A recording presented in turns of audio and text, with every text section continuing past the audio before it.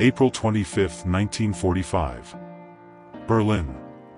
The heart of the Reich beats in broken rhythm, concrete veins cracked, sky pulsing orange from endless fire. For 6 years, this city had watched others burn. Now, it was its turn. Down a narrow street littered with porcelain and glass, Elsa Weber, 21, moved like a ghost. Once a seamstress, now a scavenger.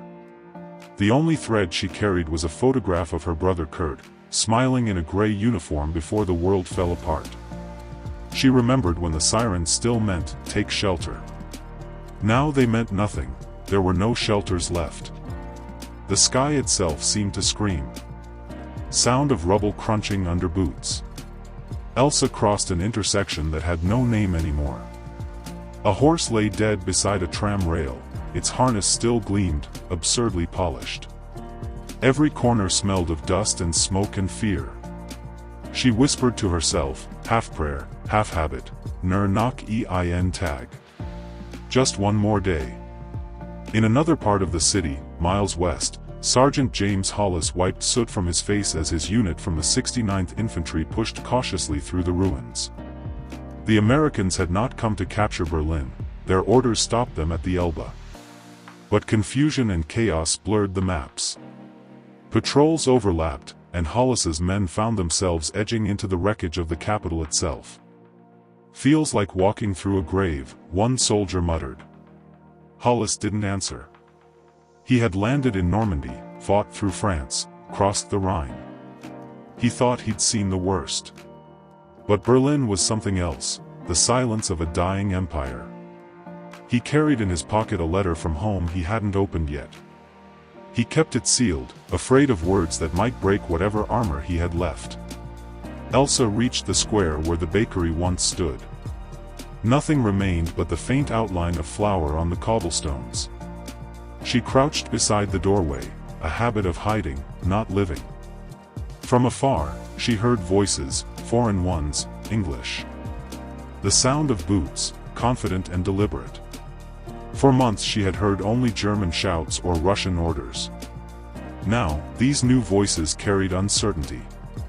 She froze. 3 figures appeared through the smoke, uniforms of olive drab, helmets shining with dust. Their rifles were slung low, not raised. One of them, taller, tired eyes beneath the brim, saw her first. He lowered his weapon slowly. Hey, it's all right." She didn't understand the words, only the tone. He pointed gently to himself. "James." Then to her. "You?" "Elsa," she whispered. He smiled, just barely. "Elsa," he repeated, as if naming something fragile. They stood facing each other, 2 strangers divided by everything history could invent. For a long moment, the war around them didn't exist. Then the younger soldier behind Hollis spoke, "Sarge, we gotta move. Command'll skin us if we're off-grid." Hollis nodded but didn't look away from her.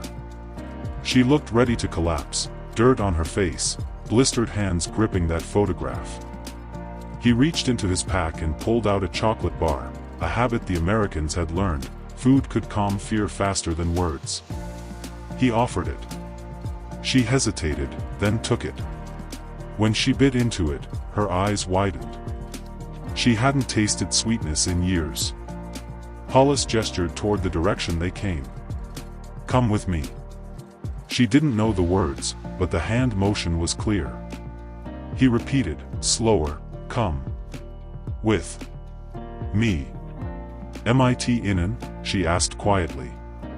He nodded. And in that instant, something inside her, the instinct to hide, to distrust, cracked. They walked together through the debris. His squad glanced back, unsure, but no one stopped him. Berlin was falling, rules didn't mean much anymore. They passed a poster still clinging to a wall, "Der Endsieg ist nahe," the final victory is near. Below it, graffiti scrawled in charcoal, "Lügen, lies." Elsa stared at it, then whispered, "Zu spät, too late." Hollis heard the tone if not the words. He thought of his mother's letter, still sealed in his pocket, and wondered how you rebuild a world that believed such lies.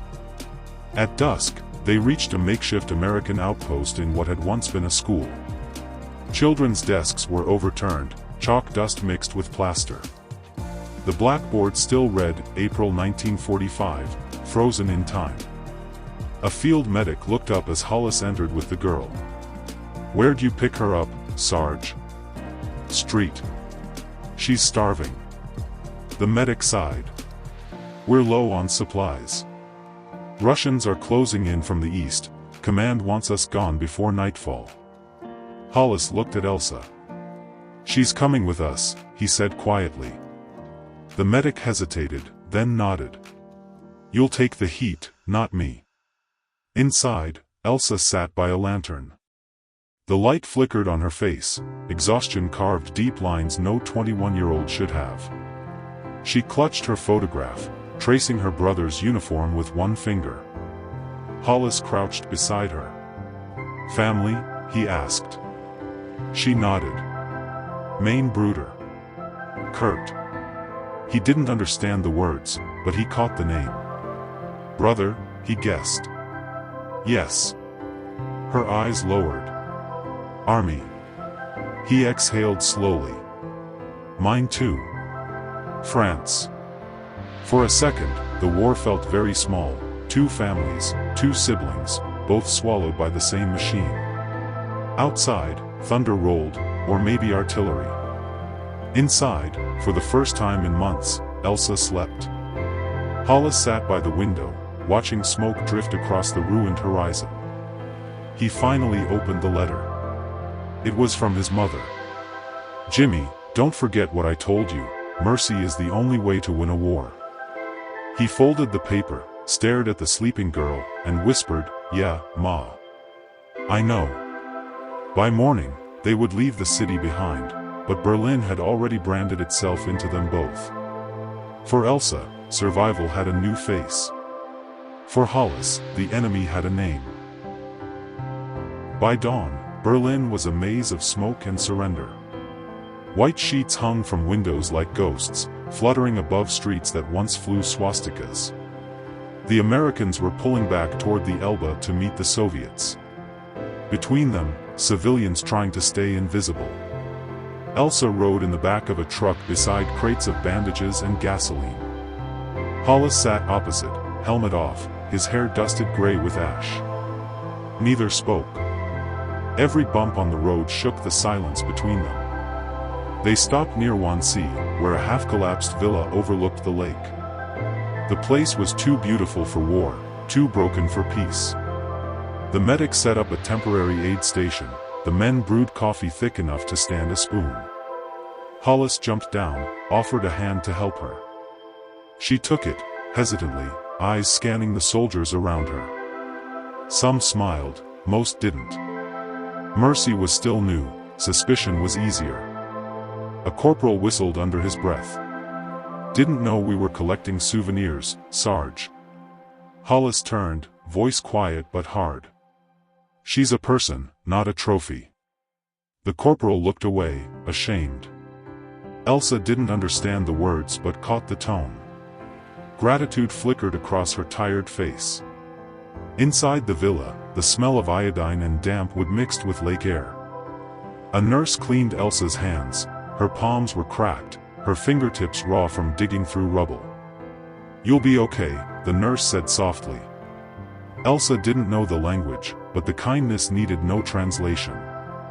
In a corner, Hollis wrote in his notebook, the habit of a man trying to make sense of noise. He wrote dates, coordinates, names of towns that no longer existed. Then, without meaning to, he wrote hers, Elsa Weber. That evening, the radio crackled with the voice of a BBC reporter. "The Soviet flag now flies over the Reichstag. The war in Europe is effectively over." Cheers erupted from the men outside, but Hollis stayed still. Elsa watched from the doorway. She couldn't understand the English, yet she knew what those voices meant. It was over. The world's longest nightmare had ended, and somehow, she was still alive. She looked out at the lake where swans glided through smoke. The city burned behind her, the water mirrored orange skies. She whispered, "Kurt, bist du noch da? Are you still there?" The next days blurred together, food lines, field hospitals, endless lists of missing people.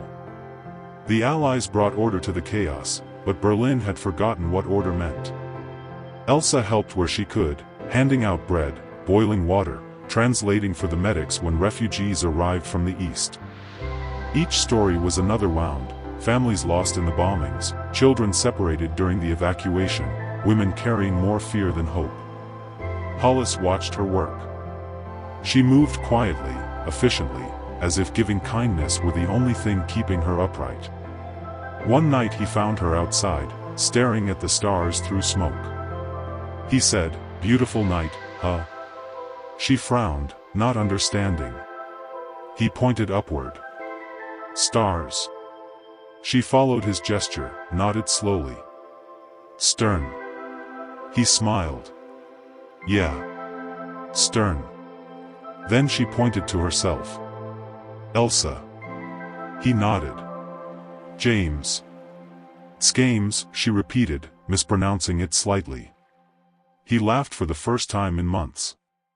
For a moment, language didn't matter. The silence between them spoke enough. But Berlin was not done with its ghosts.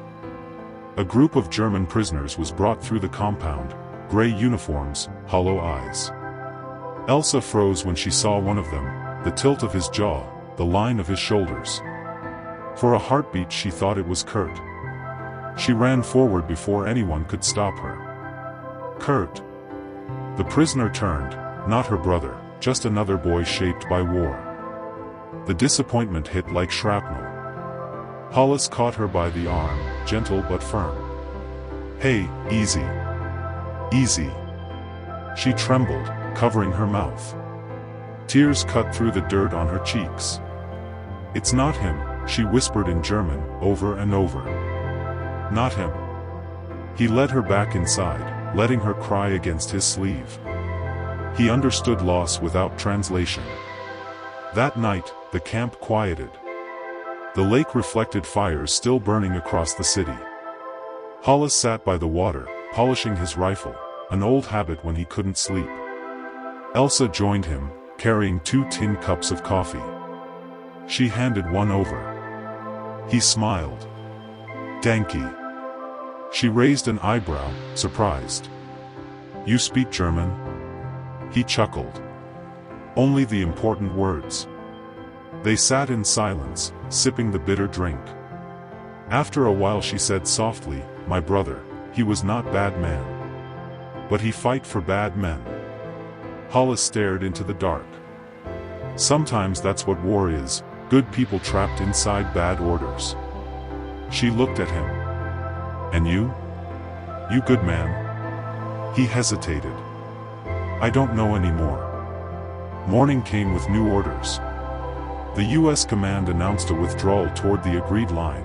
The Soviets would occupy Berlin entirely. Every civilian found in the American sector had to be handed over. Hollis read the paper twice, jaw tightening. Elsa saw his face and felt the change before he spoke. "Russians, coming," he said, gesturing east. "We go west." She shook her head violently. "No. Russen, nein." The stories she'd heard, the assaults, the reprisals, were enough to freeze her blood. Hollis folded the paper, lowered his voice. "I won't let them take you." She stared at him, searching his eyes for truth. He repeated, slowly, "Come with me." For the second time, she believed him. Strings rise, the truck engines start again. They left before sunrise, a small convoy heading toward the American line near Magdeburg.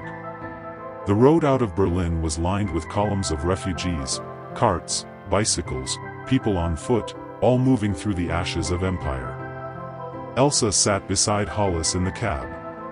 The morning light painted everything gray-blue, the color of exhaustion.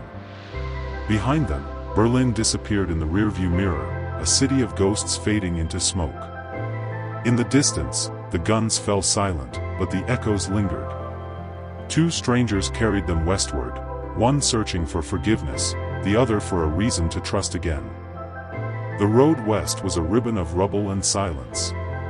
Every few miles, they passed columns of prisoners and families pushing carts piled with everything they owned. The war was ending, but its debris still marched. Elsa leaned her head against the window. The rhythm of the engine lulled her into the first real sleep she'd had in weeks. Hollis watched her reflection in the glass, ashen skin, a smudge of dirt on her cheek, a face that still refused to give up. He envied that kind of endurance.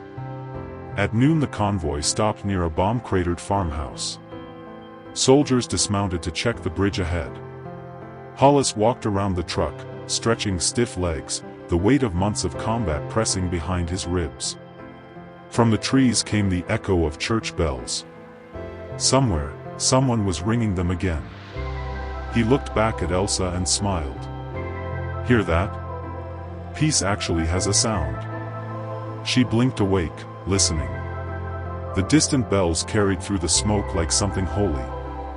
Sean, she whispered, beautiful. They reached Magdeburg by nightfall. Beyond the river stood the checkpoint marking the official boundary. On the far bank, Soviet troops, uniforms dark against the floodlights. A lieutenant waved Hollis's truck to a halt. All civilians stay here. Transfer at 0600. Hollis's stomach dropped. Transfer to the Russians? Orders from command, Sergeant. We're out of Berlin business. Elsa caught the tone even without words. Russin? She asked quietly, voice breaking. Hollis looked at her, then at the lieutenant. She's with our medical unit. Volunteer translator. The lieutenant frowned. You got papers for that? Hollis's hand went to his jacket pocket, pulling out his notebook. He flipped it open to a page filled with scrawled notes and coordinates. He wrote quickly. Elsa Weber, civilian assistant. Authorized by SGT James Hollis, 69th INF. Then he stamped it with his own ID. Now I do. The lieutenant studied the page, then shrugged. Your call, Sergeant.